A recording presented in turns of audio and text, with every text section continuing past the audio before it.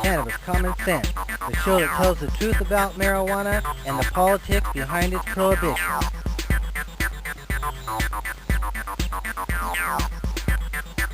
Welcome to another exciting edition of Cannabis Common Sense. We really do have a great show for you tonight. Legendary cannabis activist John Sinclair is our guest. John was subject of a John Lennon song back in 1971 that helped him get free from prison. We'll be talking more about that with John in just a minute.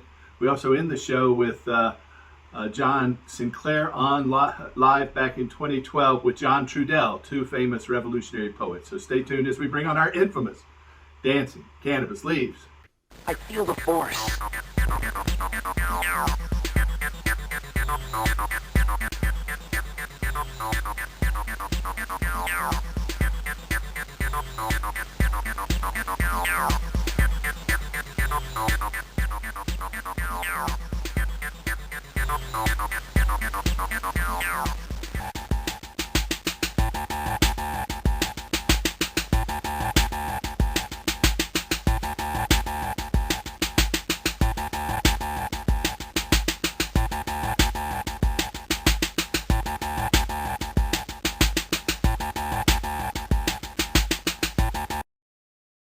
All right, well, if you or a loved one are looking for a doctor to help you get a permit in your state for medical marijuana, please give us a call at 503-235-4606. That's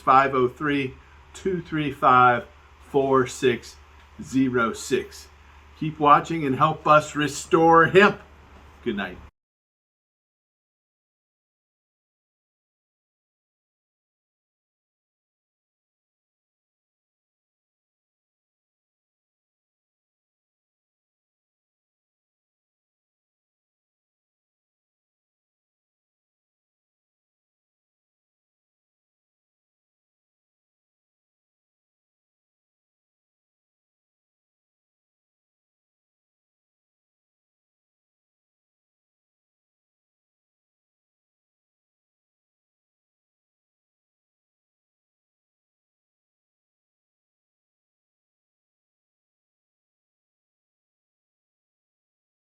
You're doing radio Yeah, in I got my own Amsterdam? radio station, RadioFreeAmsterdam.com. Uh-huh. That's what I do now. That's my passion. How much time do you spend over there in the Netherlands? Much as I can get away with. Uh-huh. I don't know. It varies. I don't have any work there, so I have to go other places to work. So, but then I go back there to spend the money. I see. So, So I in love Michigan, it there. what's the scene like there now these days? There's the They're dispensaries terrified. opening up. No, they shut down. Shut them down? The Attorney General of the state of Michigan, Shoot it. William Schuett, General Schuett, was also the guy who, before he was elected Attorney General as a Republican under the governor we have, was elected on the tough nerd ticket. Uh-huh. Well, you can pretty much imagine what a state governed by a tough nerd is going to be like. It's not going to be nothing nice. And this guy Been Schuett, taking over the was- local city governments. Well, that's part of their plan, yeah, especially those operated by Negroes. Mhm, They think the white people know how to do this better because they did so well with our economy. So they like to go in and take over the city under this thing called emergency manager system. And it allows them to void all of their union contracts, declare bankruptcy, get rid of the pensions of the people who had spent all their lives working for these cities, and tell them what to do for the future, you know. Mhm. So they just diverted this in Detroit, but they have a emergency financial board that's going to run the city, which the city had to agree to accept. The only alternative was to accept an emergency manager system. Mhm. So it's very gruesome, you know. And cities like Detroit and Flint, my hometown, are ruined beyond repair economically. They've been disinvesting in them for about 40 years. It finally reached the fairly well-off suburban ring of white people that surrounds Detroit a couple of years ago. And that's when you start hearing about Detroit.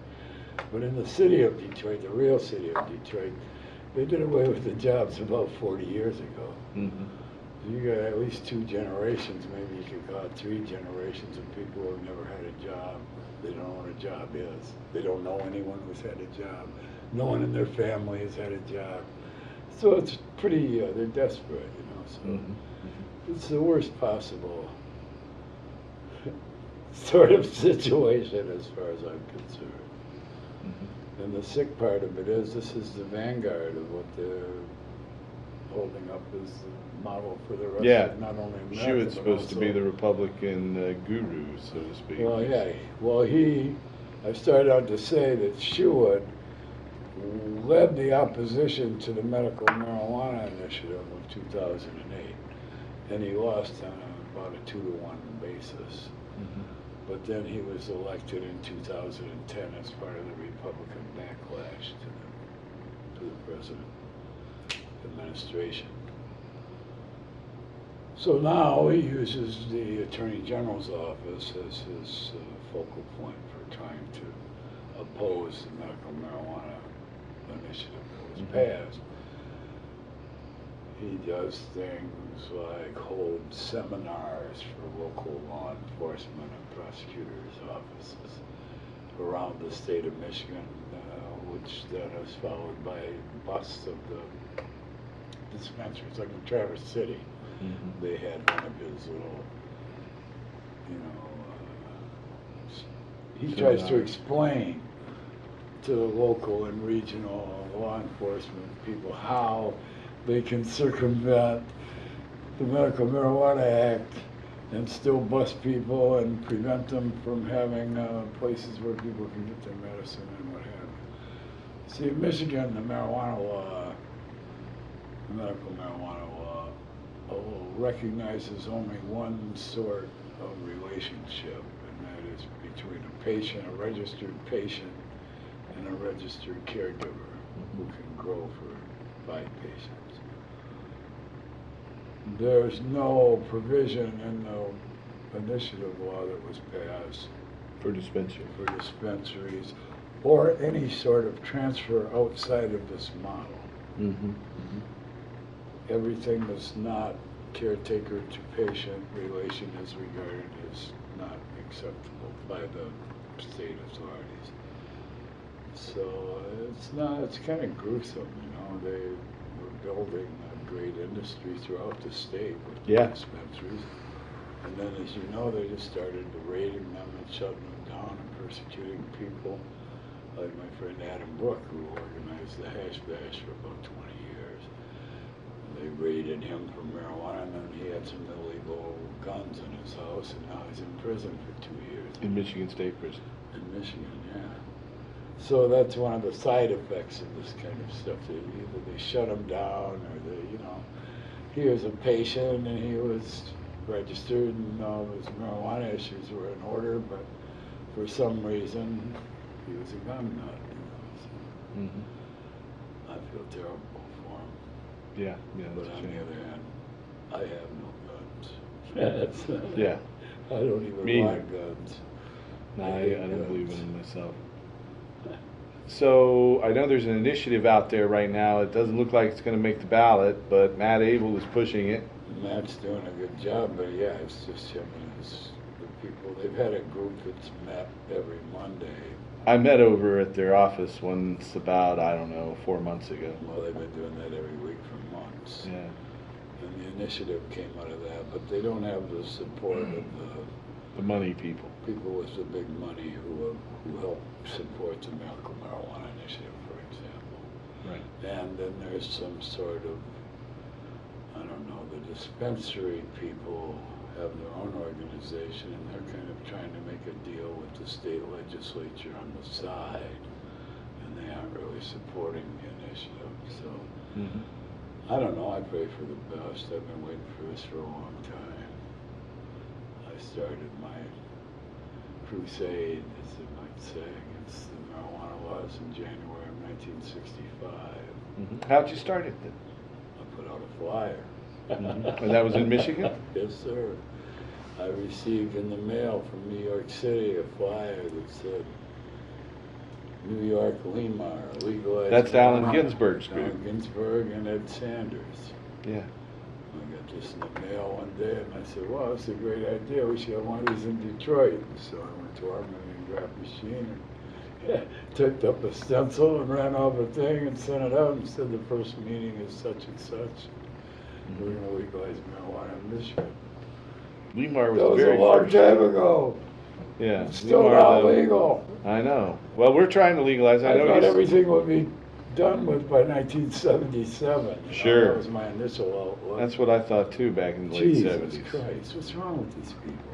It's Well, all about we money, know what's power, wrong. and economic Power. and political control. And yeah, they got this police state they built up on our backs. This vast, huge, almost indescribably large police state apparatus. Yeah. When you count, well, what's the federal government spending a year now? 18 billion on the war on drugs? Yeah, I think at least. And growing. And that doesn't count the states, you see, and which finance their stormtrooper activities by seizing the assets and the products in the marijuana community. And then they buy a battering ram, electronic battering rams, tanks, and helicopters.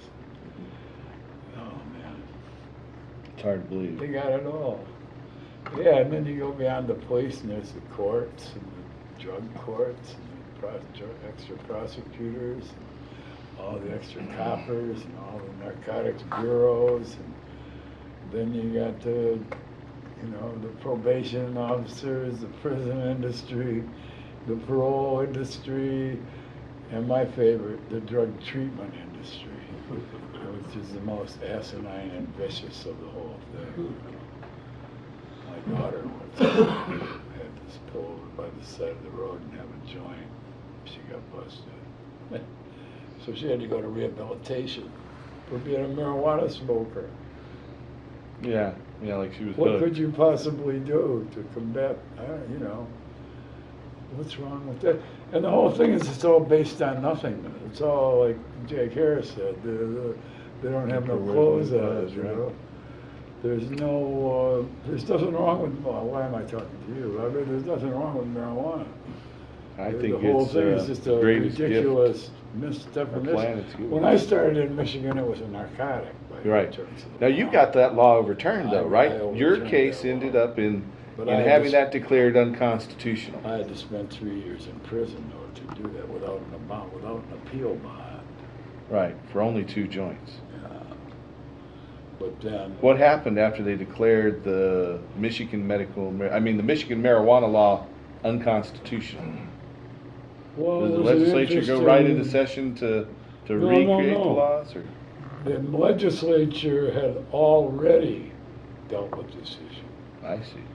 And they passed a new law reclassifying marijuana as a controlled substance, whatever that is. Yeah. I always thought it was more like a spitball. That's what I call a controlled substance, But they redefined it, and the important part was they changed the entire system of penalties. So instead of 20 to life for giving away or selling marijuana, you could only get 4 years maximum. So the legislature passed this law on December 9th of 1971, but the stipulation was that it would go into effect on April 1st, 1972. Well, my case was decided by the Michigan Supreme Court.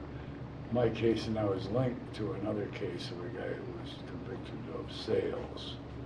I was only convicted of possession. So our attorneys linked these 2 cases together. We both won, so they threw out the whole marijuana, the crime, the penalties. Yeah. People were released and everything. We are working on an initiative here in Oregon. Oh, go ahead. That was on like March 9th or March 12th, I can't remember. And the new law is going into effect on April 1st. Yeah, for 3 weeks we had a situation in Michigan where there were no marijuana laws. Uh-huh. Did you have a little taste of freedom? Yeah, it was great. It was great. And that was right when you got out, too. Well, yeah, 3 months. Yeah. So we would have events where you smoked joints on stage and stuff like that. We took full advantage of this small window. And then when April 1st came in, April Fool's Day, that's when we had the first hash bash. That's where the first hash bash started. And that's the first. To thumb our noses at these people and say, you might put this law into effect, but we aren't going to pay any more attention to this one than we did to the much more severe one. If you'll pardon the expression. You know, we are So that's what I like about the hash bash, because they have it every year. They just had the 42nd one, I think. 41st, Yeah. 42nd. I don't count it like we would on a calculator. But been a long time. a long time every year. Yeah, that's a good thing. I think That it's started great. right around your case. You know, we're working on an initiative here in Oregon to completely legalize it, much like Matt Abel's initiative. And we're at about, we only need 87,000 signatures to qualify. Oh, you're much better We just off tossed that way. 70,000. Oh, very So good. we've got Well, 70,000 we have till you're July way ahead of 6th. us. Now, this is We a need excerpt. 332. Yeah, well, you've got 10 million people, where Oregon only has 3 million, so. Yeah, they But got this a lot is more text pockets from our per capita. initiative. That's right. And this is one of the lines, this isn't the whole thing. It says, whereas the people find that despite misinformation concocted to justify cannabis prohibition, the courts of Alaska, Hawaii, and guess who? Wow, Michigan very good. have noted Presidential Commission findings that characterize cannabis. That's what I call it, a comparatively harmless euphoriant. Yeah, exactly. It's not even a drug. It's a No. weed. It's a beneficial thing. And there's the medical part of it, Yeah, and the fiber which part. I happen to agree with Dennis Perone. All The use is idea that medical. all marijuana use is medicinal in America, for sure. Mhm. Because we're up against a very sickening social system here. And I know if I couldn't get high every day, I would just dash my head against the wall, because it's so ugly and frustrating. You have to find a way to elevate above it. So, Yeah. kind of figure out the way to get through it, you know? That's what I look at anyway. Mhm. So you That's why play I music. started- That's why I started. You're an MC5. Did you just play a gig, some music here tonight? Yeah, I just sat in with my friend Reggie Houston Uh-huh. and a great pianist named Janice Scroggins. Scroggins. Oh, they were great. So last night Reggie played with me. We played at the Star Theater. Uh-huh. And I've known Reggie when we both lived in New Orleans. So I've known him for a long time. As he says, decades. And we finally had a chance to play. I'm a poet, so I set my poems to music. I seek high-level musicians like Lonnie D. Wages, who backed me up 2 nights before that. All right. So, I can't afford to carry my musicians around with me, so it gives me the opportunity to collaborate with lots of different people. so you're going to play some gigs. You're going out to Astoria and then up to Seattle? Correct. And Playing something in Astoria Friday. I think we're playing 2 gigs Friday. I don't know who I'm going to be playing with there, but I'm sure it'll be fun. we'll find somebody, Yeah. I hope. Yeah. So after you're done here next week, are you going back to Michigan or back to I go Amsterdam? back to Detroit just for a week for my daughter's. I'll be in Detroit on Monday and Tuesday, the 30th and 1st. I get in the evening of the 30th. I'll be there seeing patients at our THCF medical clinic, Oh, very good. getting Where's more that? patients. It's right over at Southfield. In fact, we opened in Michigan on the day the law went into effect, Smart December idea. 8, 2008. So we got a head start on all the other clinics, so we got a big jump start. So we got some busy clinics set up for Monday and Tuesday, Oh, good. right off of Northwest Highway and 12 Mile. Oh, very good. So is there anything you would want to tell people today in terms of reforming marijuana laws? What would you tell activists today? Free the weed. I like Matt Abel's Yeah. language, the idea of ending marijuana prohibition. I Yeah. think what they did was the initiative Yeah. was to mandate, if passed, the removal of marijuana from any of the statutes of the state of Michigan, where it's proscribing different things. It would not be able to proscribe marijuana use. And I think that would open the door for the kind of Yeah, I think so marijuana too. culture I would like to see. That's what we're trying to do here in Oregon. Yeah. We're putting it on the ballot. Oregon's been in the vanguard for a long time. Yeah. I saw Alaska. I remember when Alaska was legal in Alaska. And Yeah, then it's- under the then Reagan it's- decision. they Then under recriminalized Ronnie Reagan, they got the kind of dumb the shit laws. is that? The teachers put out an initiative to recriminalize it. But then the courts teachers. threw it out. Yeah. Well, under Bill Bennett, the first drug that czar, guy. they pushed that through. Czar, yeah. I didn't think we were supposed to have czars in this country. Czars No, are like they're autocratic supposed to be rulers. like, Soviet despotic, Russia either, yeah. but it's like when they collapsed, America ate the heart of the enemy, and now they become just like them. It replaced the American heart. They don't have an American heart anymore, I don't think. I think this is just the coldest, ugliest, most non-caring society, way beyond any of my wildest imaginings of what could be here. I mean, all my life I've never really been able to subscribe to the social system that dominates here, but man, since Ronald Reagan, it's just like watching yourself swirl down Yeah. the toilet like a piece of wood. I think, the CIA, there's a big military coup in this country Well, back yeah. on November 22nd, 1963. Well, And yeah. most people don't realize it yet. Well, The and CIA then it took was over. hardened when the CIA director took over the government personally in January of 1981 as the vice president of Ronald Reagan. Right. And they've been, He was involved in the I assassination. never saw too much air between Bill Clinton and the CIA. They seem to be pretty close. They it seems And my both. president now seems to be very close with the CIA. Bad choice. The CIA were the people that didn't happen to see the collapse of the Soviet Union coming, although they've been watching it through a microscope for 50 years. What kind Not of much credential intelligence is there. that? You know, yeah, not much intelligence there. The ones that had the weapons of mass destruction, why, we should go to Iraq for 10 years, try to bomb them into the Stone Age. They were sure that they had a weapon of mass destruction because they sold it to them. They didn't believe that they had dismantled them when they were supposed to. Evidently they did. Otherwise they would have found them. Well, I appreciate you coming in and talking to us today. Oh, I'm glad I had a chance. I've been wanting to do this for a year. I couldn't when you first invited me. The idea of flying from Detroit to Portland, Oregon to do a TV show, I don't even watch TV.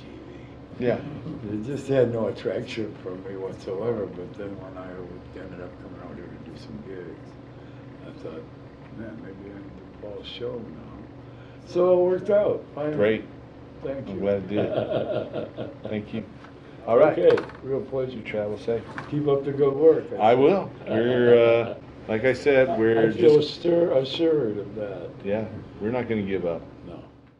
Okay, I'm here with John Sinclair. How are you, John? Oh, everything's lovely now that I'm here. Well, I'm glad you're here. Gosh.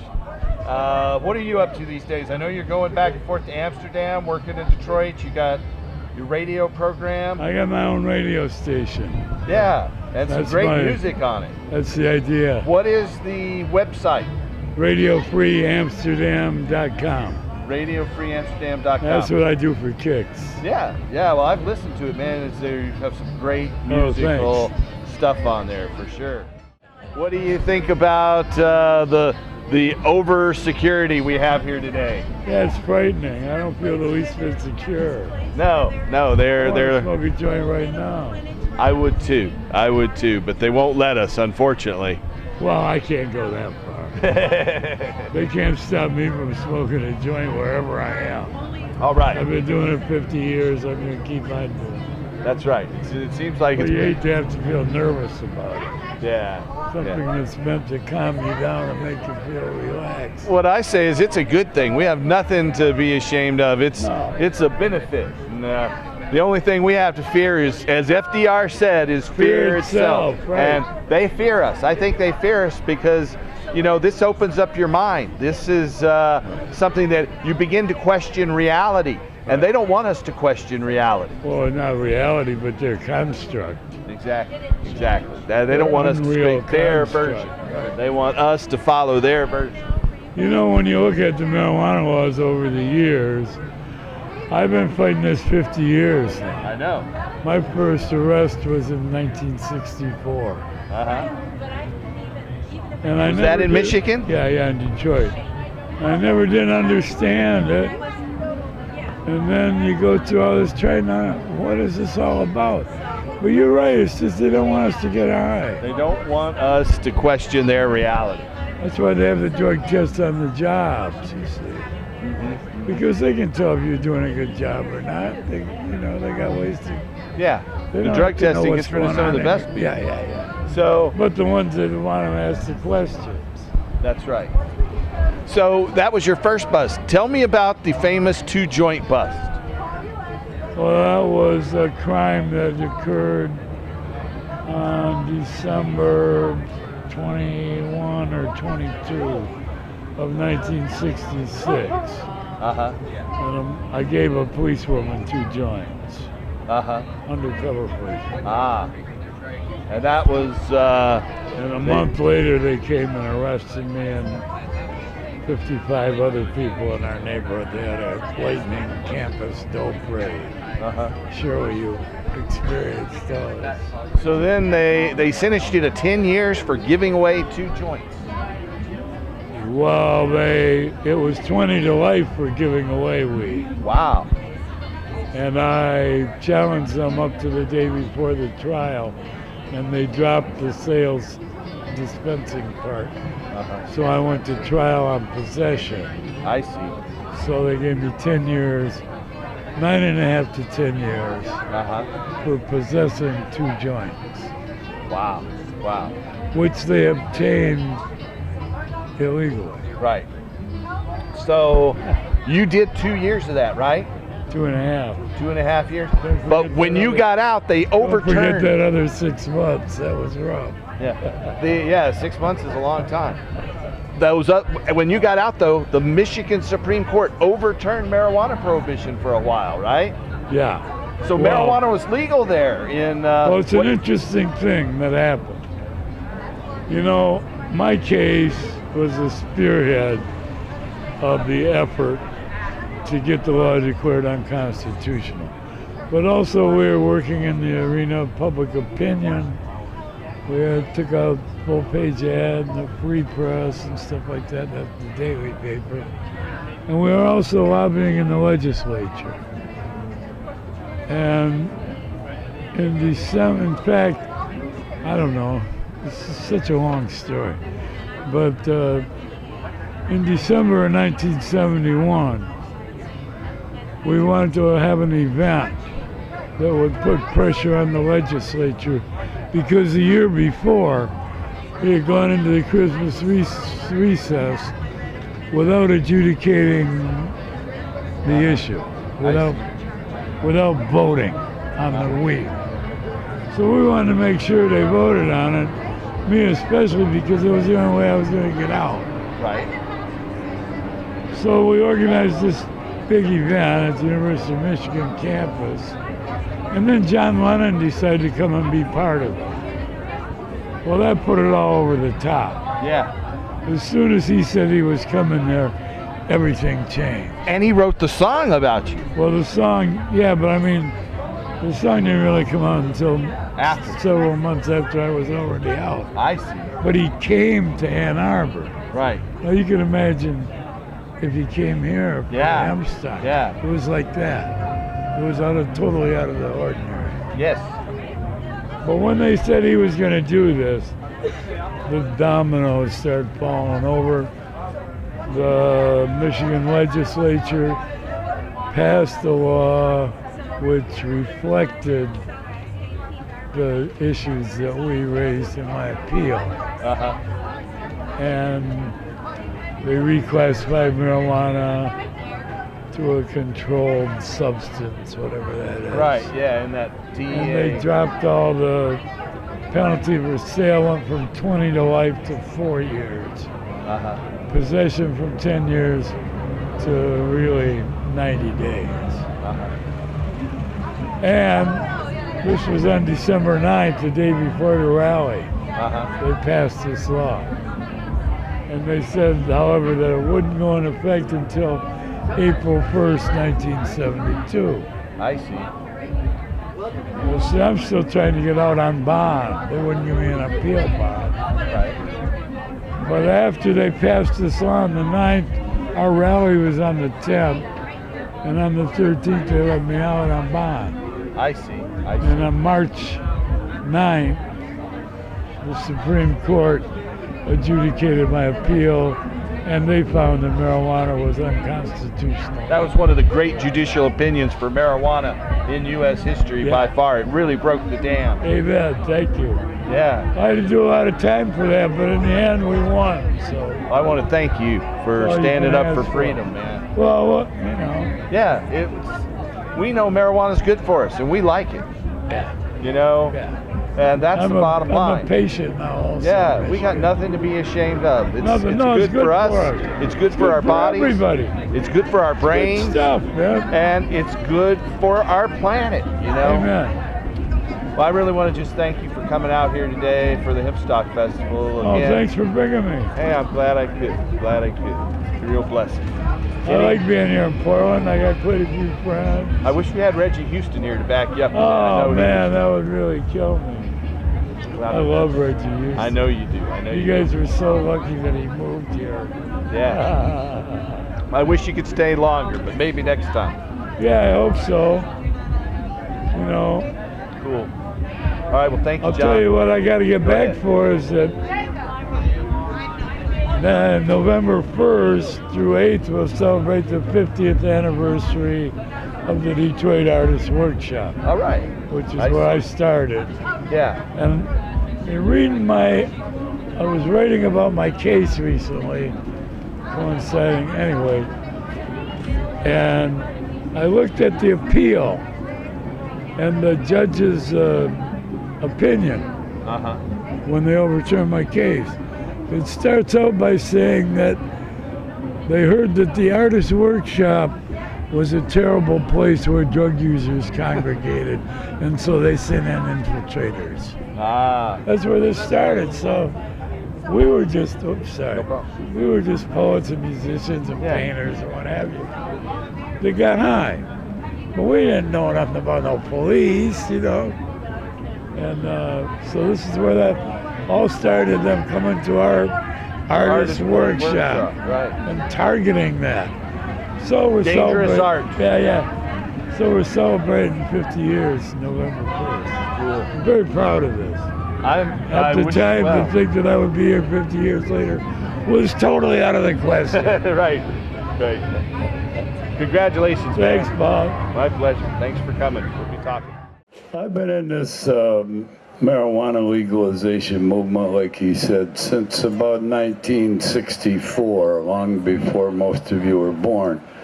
My prayer in my entire adult life has been to see marijuana legalized in the United States before I have to leave this planet and go on to the next one, like we all must. That's my dream and my prayer. And I'm not going to harangue you about why marijuana should be legalized. It would be like trying to tell some angels why they should have wings. One thing I know, all of us would rather live in a world where we aren't treated as criminals, where the police had no business with what was going on inside our motherfucking heads.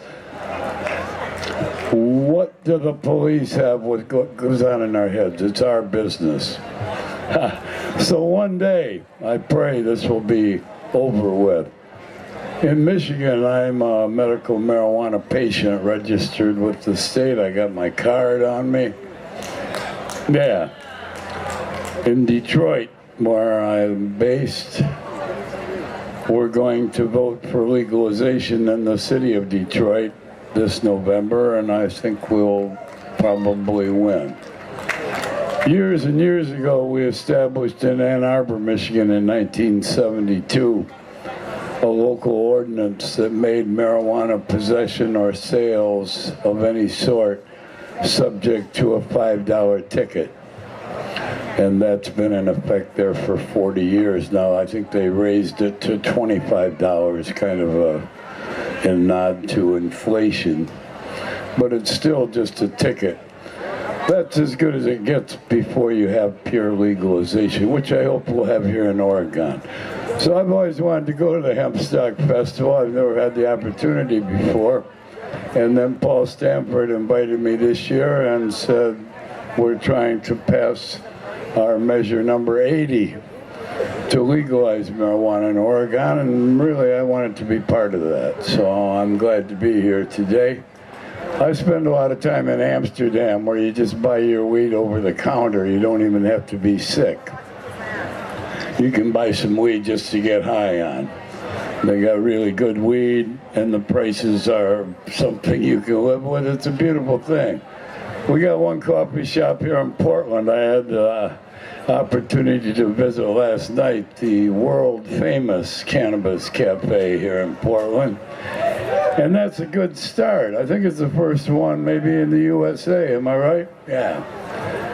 Well, I live in a coffee shop culture. Every day I go to the coffee shop, get high, drink coffee, see my friends, listen to music, and have a good time. It's a civilized way to live.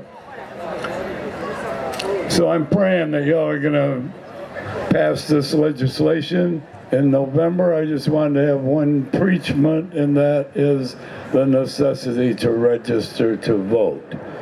Because if you aren't registered to vote, and then you don't actually vote, then these other idiots are gonna continue their tyranny. The other side, they vote every fucking time. They very rarely miss a vote. All of them vote. And that's why we get our ass kicked all the time, because we forget to vote, or we don't think it's important, or they hoodwinked us into thinking it wasn't necessary. It's always good to vote. Man, I love democracy. This is a great way to live, a democracy. You got to vote, but you got to use it. In order to use it, you got to register to vote in a timely fashion. So that's the one piece of grandfatherly advice I can convey to you this afternoon. Other than that, I was reminding Paul Stanford yesterday when we were on his television show. I was with the great American poet John Trudell. And I was reminding my brothers that it was poets who started the marijuana legalization movement. Allen Ginsberg, Edward Sanders, they were in the very forefront of this movement way back in 1964 and 1965. I was right behind them coming out of Detroit. And you had people here in Oregon like Ken Kesey, who spearheaded this idea for many years. So you got to remember, poetry comes into this at the basic level. Nice to be in Oregon, where you're about to do something really smart. And that is to get the police and the authorities of our goofy society out of our lives, so we can get high and enjoy ourselves without having to worry about these goons in their uniforms. I've been doing this for a long time. We had our first hippie gathering in Detroit, where I'm from, in 1967. Just like this. Well, we didn't have as good of a sound system or a stage. But then what happened? The police rode down on it. So they're always, in Ann Arbor, when we used to have free concerts every Sunday, we used to have to pay off the police to not come onto the site. they had to stay in the parking lot and take care of the parking traffic, because we thought if they came in to the free concerts, they would just kill everybody's high. And they'd be walking around with their helmets and their guns and their radios and all that horse shit. So we had to pay them off to keep them outside. But today, this is a new low for me, when the hemp stock organization has to pay these guys to come in here and hassle us. I don't get it. I think once you legalize it, you get that over with. And I'm all due respect to these guys. I know they serve an important role as security guards in our society, but hey, I feel secure as a motherfucker out here. You know what I'm saying? I feel really unsafe with this kind of environment of armed, uniformed characters walking amongst us. Okay, I could talk about the police all day, but I'm not going to. I'm really a poet. I became an activist because the police wouldn't leave me alone. I had to fight back. So that was 50 years ago. That's a long time ago. Most of y'all ain't even 50 yet. So I'm really ecstatic to be here. And I'd like to give you a few poems if I could. I don't want to fuck up your afternoon, but hey, this is what I do and they asked me to be here. I'd like to start with a prayer inspired by the music of John Coltrane. What is jazz but spirituals played through saxophones and trombones, spirit voices through metal tubings, and the terrible repetition of the formal premise is trance-like at its best, or boring when the spirit doth not move. Oh, what is blues but spirituals with the line removed? That is structurally and in content just a prayer to the gods of daily life to ask the blessing that the body of another may lay warm in the bed beside you at night, and the rent be paid, and a meal on the table with the sheriff far away from the scene of the crime. Oh, what is jazz but the registration of the human personality in relation to the spiritual, stripped of literal meaning, but full of sound and portent, direct as the voice of the gods. Spiritual.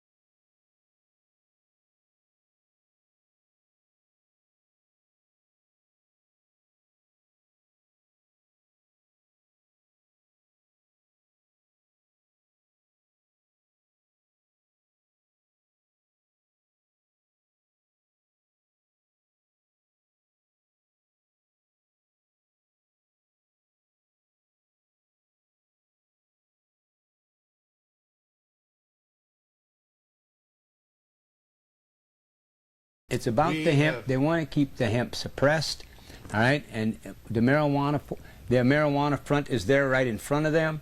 Yeah. They're going to do everything that they can, and I think it's going to be interesting to see what the outcome of these things are, because the American authoritarian system that I see that exists is, polls they can manipulate. They're manipulating too much. Everything's controlled by whoever controls the numbers now. So there are many ways that you may have majority support, but they're not going to communicate that. So it's all in here now, because you're talking $1 trillion futures here, all right, and a shift of economic control, all right, with hemp. I mean, it's that big. It's that big of a deal. It's big money. It's the that energy big of a industry deal, and is that's the what's war. going We on fought here. all these wars over oil, and we're fighting the war on drugs again over oil. Yeah, I say I'll take the money out of the 1% and give it back to the 99%. We have a little film Good clip we're Lord. going to roll. This endorsement we received last March, and we'll be back in just a second.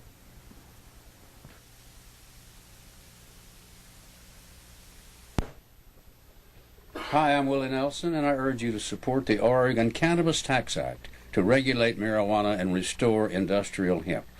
This initiative will end adult marijuana prohibition and let our criminal justice officers focus limited resources on real criminals and not on marijuana users like me.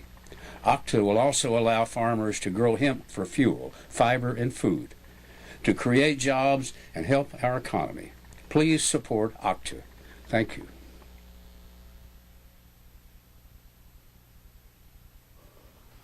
So we thank Willie Nelson for his support. Last night he was playing here in Portland. John Trudell and I went over there and met with him for a little bit, and he recorded another ad that we'll be rolling out sometime in the next couple of weeks. We also have new T-shirts and new bumper stickers that are out there. You can go to our website.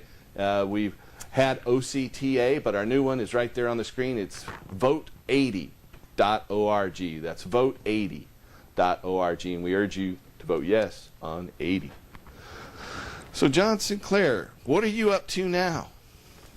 You're working in Michigan and going back and forth to Amsterdam? I'm here in Portland to support All right. Your Well, thank you for proposition. that. What do you do in Amsterdam? Whatever I want. Well, that's the What do you feeling- mean? feelings that Do you you say have you a do a radio warrant? show? Do you go over there to holiday party with your friends all the time, or do you? I'm you not got a mission or party goal? person. Yeah, I'm a poet. I'm a writer. I got my own radio station on the internet. And you'll be playing I'm tomorrow. known as the hardest working poet in show business. Nice. I'm not as great a poet, perhaps, as John Trudell, but we're both plow. See, they never say this about the marijuana legalization movement, but it was started by poets. Allen Ginsberg, with Edward Lemar. That was the Sanders. first. Well, I got a legalization flyer of from marijuana. them in January of 1965 that said, New York Lemar legalized marijuana. I said, what a great idea. We should have that in Detroit. And so I made a flyer. It said Detroit Lemar. It was poets that started this. D.A. Levy in Cleveland, the late D.A. Levy. He That's took great a to have lot you of poets police, behind us. you know, he took a lot of heat from the police and eventually killed himself because he couldn't take it anymore. But it was poets, and so me and Trudell, we're in the proud tradition of upholding the banner, because as a poet and a writer and a creative person, it's very important for me to have my marijuana. I'm nothing without it in that respect, and I'm not ashamed to admit it. And for me, it's important for other people that I have my marijuana. That too. My wife feels that way too. Yeah, that's right. Not to mention the aches and pains. I'm a card-carrying marijuana patient You in got the your state of Michigan permit? Michigan. Yeah. All right. I think we have a caller standing by. Welcome to the show, caller. Hello, caller. Hello, yeah. This is Nash. First I admire you guys, you know, all of you that are there tonight, which brings me to, I'm kind of trying to sneak in a hello there to my bro, John Trudell. I used to see him, I would do security for his tours through Portland, sometimes up to Seattle and stuff. But I just wanted to say, hey to John, it's good to see you, bro. You know, you look healthy. I know we're about the same age, but shit, all I could do is just keep my bowl full, you know, and kind of watch you guys doing the thing out there, you know, just like the other guys there with you. You know, they always have the energies and knowledgeable energies, you know, and that's what I've always known about you, John, you know, is that, you know, of course, you know, we would never, I don't remember ever talking with you about anything like this. This is something, you know, when I see your name, I'm like, oh, John, oh, good, you know, but we all just have our memories of, you know, how we remember somebody, but it does my heart good to see you that you've taken those energies, you know, and your focus, you know, what you're focusing on, to me has always been the important thing, you know, besides, you know, having a little bowl or something. You know, it was always good to see you, but I'm kind of just existing nowadays. But it does my heart good to see you like that, John, you know, to be able to, and you're focused, you know, you're focused on something. You're not just, you know, riding your own flag. You know, you picked up this flag, and I know you'll carry it good because you've always done that with the, you know, Native American movement anyway. You know, I've always watched what you focus on, you know, and you've always been for real, you know, about whatever the fuck you're doing. You've always been for real, at least with me, you know. It's always just been like that, hey, yeah, it's Coyote, you know, and yeah, and maybe think a little bit about the day, but it does my heart good. I just wanted to say thank you for being John Trudell, you know, and who that is and who you are. And all you guys, you know, your energies are always good. The knowledge is there, you know, if I have a question, I know who to ask. But thank you, and a big ahoy to you, John. Thank you, man. Thank you. Thanks for your call. Yeah. Appreciate that. Amen. Yeah. Well, it's an honor for me to have both of you here. You know, both of you are my heroes. People sometimes tell me I'm their hero, and I try to do the best I can. You're but a sick man. you know, I haven't been through what you guys have been through. You guys have been through the ringer, and I just have all the respect and honor for both of you. Well, we may be bloody, but we're unbowed. Yeah, Well, I mean, that's right. I mean, I really appreciate all that. I really do. I mean, it you know, it kind of. But I'm just a crazy old man. Right? Yeah. I'm pretty crazy myself. I mean, I've been doing this That's show really so what long. it is, you know. We're out here trying to speak truth to power. Yeah, just try to make as much sense as I can, and right, and publicly. Yeah, you've been doing a good job of it. So we showed the Dr. Bronner soap, and another big thank you to the folks who did that. We have these hemp seeds, the hulled hemp seeds and the unhulled hemp seeds. The unhulled hemp seeds taste kind of like sunflower seeds, where the hulled hemp seeds have more of a kind of cashew or walnut flavor.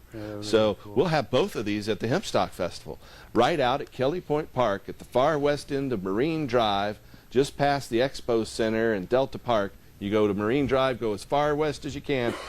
John Sinclair will be playing. You're playing tomorrow, right, John? God willing. And John Trudell will be playing with his band Bad Dog on Sunday. So we urge you to come out to our Hempstock Festival this weekend at Kelly Point Park. It'll be an all-day event right there. Some information about it from our website at hempstock.org. It's hempstock.org. We have another caller. Welcome to the show, caller. Yeah, I have a question. How often do you have to show a card to another card holder to buy product? You know, I don't know. It all depends on who you're talking to. You know, according to the state law here in Oregon, you can only recompense a grower for their expenses. So the whole dispensary model, while I don't begrudge it at all, and I'm glad it helps a lot of patients, you know, they each have their own rules. And so whatever they say the rule is to, if you're buying marijuana from them and they'll only sell to medical patients, whatever their rule is, that's their rule. And for me, once I've seen a card once, I don't need to see it anymore. But, I mean, unless, you know, it's time to renew and maybe I need to see it a year later or something. But the question it's is up to the this. individual. I seen the lady's card back in March, and she was filling out all the paperwork like she printed it off the internet and was going to send it through the mail. And I seen it all. I seen the stamp sent from the post office and everything. And then later on, she got caught up by the police on prostitution. and she set me up with a wire and everything. Whoa. And yeah, and I seen her card, and they're charging me with possession, delivery, manufacturing. Well, I would fight that. If we can help in any way, you know, call our office. We'll see what we can do. But I'm sorry to hear that they've set you up like that. Was that in Multnomah County? Washington County. Yeah, Washington County is a little worse. Yeah. Out of the metro area, that's the worst one. The sheriff over there is a strong proponent for our Measure 80. So what I can say is the best thing you can possibly do is help us pass Measure 80, because if we just legalize marijuana completely, all of this baloney, it's a nice way to say it, will go away, and you know, anybody will be able to grow their own. And so we'll remove all of the criminality from possessing and using cannabis. And that's the way it should be. You know, marijuana is the oldest agricultural crop. It's been grown at least 12,000 years, and maybe as much as 35,000 years ago. And it's, all archaeologists agree it was one of the first crops cultivated by humans, and it was among the first crops, and may very well be the very first. So how can they take the oldest agricultural crop, the one that we've invented paper from, we invented rope from, we invented cloth from, and produces more oil, more protein, more fiber than any other plant, and more medicine, and make that one illegal? It's all about money and power and the continued centralization of economic and political control.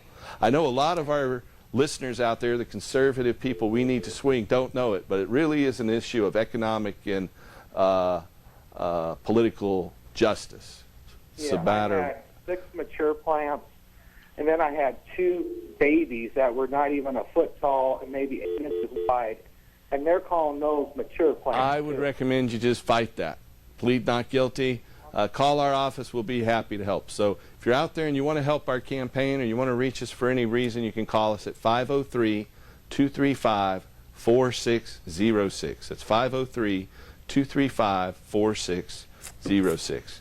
But that's what often happens with marijuana laws. They find some way to twist it, and it's been used to shut down social movements.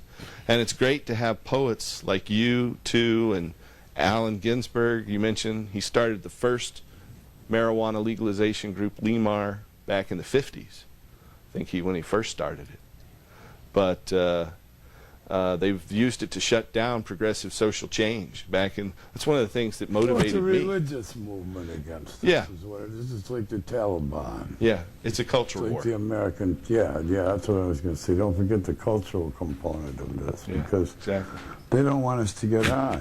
I don't know. I don't want to get into conspiracy theories. They don't want us to get rich. Well, I don't know about that. I don't even want to get rich. I just want to get high. I don't give a fuck about getting rich. Well, I don't think it's an issue of them not wanting us to get high or having altered realities, because they push the alcohol industry in such a way, so they want altered. Well, that's a whole different thing, though. Yeah, but that's a stupid issue. Yeah, but I think there are those on one level who don't want us to get high because they got that whole idea of it. But I'm telling you, it's about it's about the hemp. It's about the overall larger economics involved, because hemp is a parallel economy to the oil industry, and that's what's at stake here. Right, and the marijuana smokers, for the medical movement or recreational movement, they want the plant.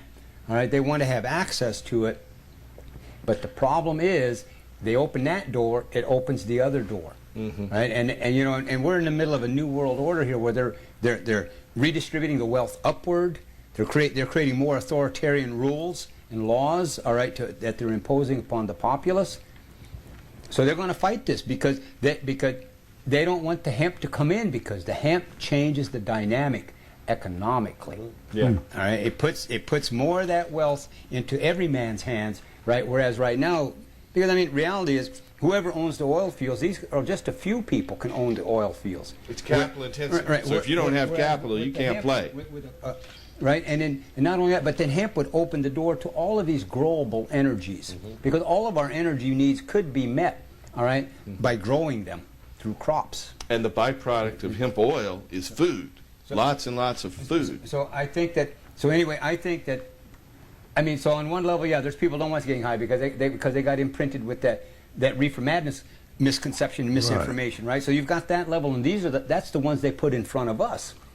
But see, don't get lost with the ones they put in front of us. It's the ones that are behind them. See, to me, there's an industrial ruling class on this planet. They own the governments, the religions, the economic systems, right? And so they control all of these things, all right? And it's that industrial ruling class, all right, on a planetary level, all right? It has its American shape and form, but they don't want this happening. No, they don't. Because that planetary industrial ruling class, this is your technologic petrochemical. And as John pointed out, it's the prison guards and the prison industry that wants to keep it outlawed. And by having these laws in place that justify superseding our Bill of Rights and our Constitution by, in the name of the war on drugs and saving our children, we're now eavesdropping on people and spying on their emails and following them from corner to corner with cameras. Well, that's my principal concern. Well, I support what he's saying completely, but what I'm concerned about is getting the police out of our heads and out of our lives and stop them arresting people and stop putting blocks in the way of people getting their medicine or their recreational drugs, as the case may be. What it's an issue of business is freedom. any of that of the police? What have they got to do with it? It's just all based on this mythology. I've been saying here over the past few years that it's really marijuana and hemp is the issue on which the future of freedom for humanity hinges, because with the convergence of nanotechnology, genetics, and genomic technology, and the growth, the exponential growth of those technologies with artificial intelligence and the convergence of these, if we don't have the right for freedom of thought and freedom of consciousness, and the right to get high is part of that, then the future of freedom is dire. The future of freedom hinges on this war on marijuana. And if we don't stop it, things like the Terminator and the Matrix are just the tip of the iceberg. It's going to get bigger and bigger. Yeah, the future is, we've got to expand natural individual rights. Because if you ended the so-called war on drugs or the war on drug users, you would you'd have to dismantle these huge law enforcement bureaucracies and the prisons. You know what? I agree, John. I want to thank both of you, I know I'm John preaching to the choir. and John Sinclair, for coming on. We're down to just a couple minutes left. There's any website you want to reference, John Trudell? HempsteadProjectHeart.com. HempsteadProjectHeart.com. Yeah. What about you, John Sinclair? RadioFreeAmsterdam.com. RadioFreeAmsterdam.com.